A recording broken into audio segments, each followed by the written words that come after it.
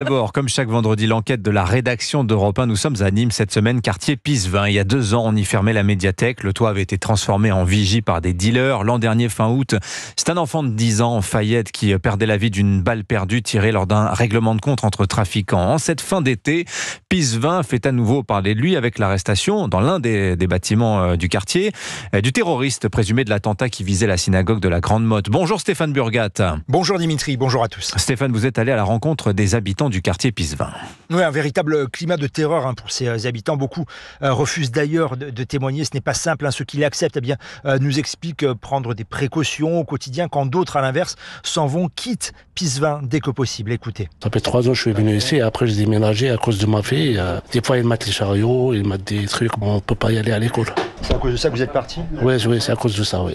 Ah oui, c'est compliqué, oui. Pas de respect, pas rien de tout, alors ça s'arrange pas. Quand on est dans la rue, là, on fait attention à ce qu'on dit, ce qu'on fait, à ce point-là. 12-14 ans, vous leur avez de travers, presque si vous ne les attaquez pas. Ils ont tout démoli. Il n'y a pas longtemps, c'était le tabac qui est cramé. Les gens, ils sont plus en sécurité, les commerçants non plus. Les trafics de drogue là-bas, le quartier se meurt de jour en jour. Alors cet été, un poste de police a été implanté au cœur du quartier Pisevin pour emmener un peu de présence, un peu de bleu dans les rues du quartier.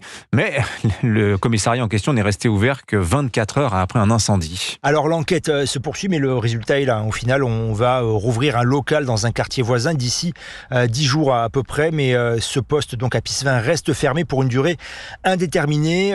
Il est recouvert actuellement par une palissade, tout comme le commerce voisin dont les baies vitrées ont été soufflées et gisent au sol. La façade est noircie par la suie. Triste spectacle, déplore Alain Lorjas, le président du comité de quartier. C'est désolant. Ça, il fallait s'y attendre. Moi, je ne pensais pas aussi vite. Ils ont mis le feu directement à côté, qui s'est reporté sur le poste de police. Moi, il ne faut pas qu'on me raconte des histoires. C'était bien le poste qui était visé. Le responsable de la police municipale a dit qu'il y en avait pour 3 ou 4 mois. Il y a un mur-mètre qui pose problème. Tous les efforts bénévoles que nous faisons volent en éclats avec des histoires comme ça. Mais le travail des forces de l'ordre est soutenu dans ces quartiers nîmois. Depuis 1 an, le nouveau préfet revendique plus de 400 interpellations, plus d'une centaine de personnes écrouées, et une lutte qui paraît bien inégale entre dealers et forces de l'ordre, se désole Sandy Sartel du syndicat de police Unité au commissariat de Nîmes. Nîmes est une ville de proportion normale au niveau population, sauf qu'au niveau délinquance et criminalité,